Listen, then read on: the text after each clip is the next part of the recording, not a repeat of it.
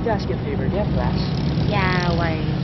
Because I have this deadline and I have class too. And I can't. Okay lang, ano, sa mga. Yes, it. Are you sure I said you have class? No, okay lang, pero okay lang naman. Alright. Awesome. Thanks. Uy, wala ka ng class? Submit lang ako. Okay, sige. Kita lang tayo later. Okay. Okay, I'll meet you at the front, okay? Alright, sige. See you.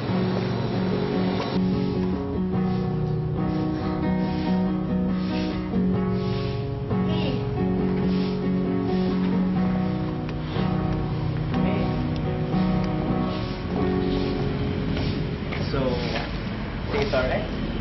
Look really good. Alright. You look pretty dressed up yourself. Do you have a date? Wala. Ang gusto lang kami ng clothes. Ganun ba? Do you think she like me? Of course. Why wouldn't she? Do you have it? I hope she likes it. I just picked it out. Yeah, I hope so too. I guess I'll go ahead. Yeah, I think we're meeting up here, so yes.